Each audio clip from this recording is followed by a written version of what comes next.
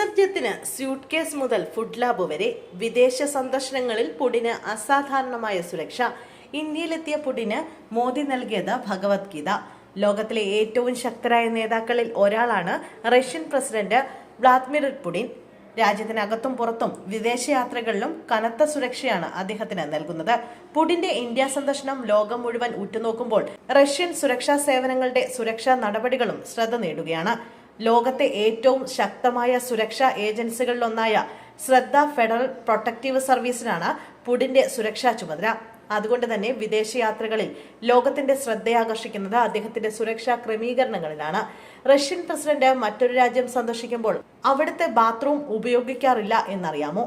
പകരം അദ്ദേഹത്തിന്റെ യാത്രക്കാരെല്ലാം ഒരു പൂപ്പ് സ്യൂട്ടും കരുതാറുണ്ട്. മലവിസർജ്യങ്ങൾ ശേഖരിച്ച റഷ്യയിലേക്ക് തന്നെ കൊണ്ടുപോകും.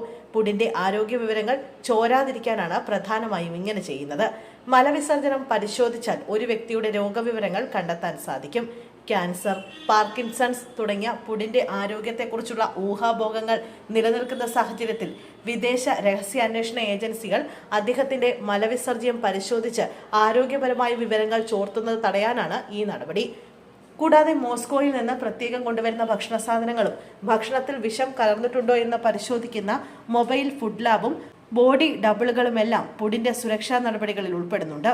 പുടിനായി സങ്കീർണമായ ഒരു സുരക്ഷാ വലയമാണ് ഒരുക്കിയിട്ടുള്ളത്.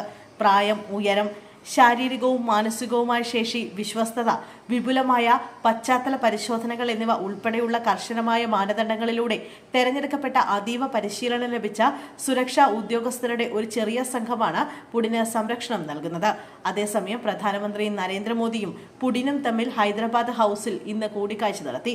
യുക്രൈൻ യുദ്ധത്തിന്റെ പശ്ചാത്തലത്തിൽ സമാധാനത്തിനാണ് ഇന്ത്യ പ്രാധാന്യം നൽകുന്നതെന്ന് മോദി പുതിനെ അറിയിച്ചു. പ്രധാനമന്ത്രി മോദി പുതിന് റഷ്യൻ ഭാഷയിലുള്ള ഭഗവത്ഗീതയുടെ ഒരു കോപ്പി സമ്മാനിച്ചു. ഭഗവത്ഗീത ലോകമെമ്പാടുമുള്ള ദശലക്ഷക്കണക്കിന് ആളുകൾക്ക് പ്രചോദനം നൽകുന്നുവെന്ന് പ്രധാനമന്ത്രി എക്സിൽ കുറിച്ചു. പ്രതിരോധം, ഊർജം, വ്യാപാരം തുടങ്ങിയ വിവിധ മേഖലകളിൽ സഹകരണം വർദ്ധിപ്പിക്കാൻ ഇരു രാജ്യങ്ങളും ലക്ഷ്യമിടുന്നു. ഇരു രാജ്യങ്ങളും തമ്മിൽ 10 അന്താരാഷ്ട്ര കരാറുകളും 15ലധികം വാണിജ്യേതര കരാറുകളും ധാരണാപത്രങ്ങളും ഒപ്പുവെക്കാൻ സാധ്യതയുണ്ട്. ഷിപ്പിംഗ്, ആരോഗ്യം ഉൾപ്പെടെയുള്ള വിവിധ മേഖലകളിൽ സഹകരണം വർദ്ധിപ്പിക്കാൻ ലക്ഷ്യമിടുന്നു. തൊഴിൽ പങ്കാളിത്തം, സാംസ്കാരിക ശാസ്ത്രീയ സഹകരണം എന്നിവയും വർദ്ധിപ്പിക്കാനും ഇരു രാജ്യങ്ങളും ലക്ഷ്യമിടുന്നുണ്ട്.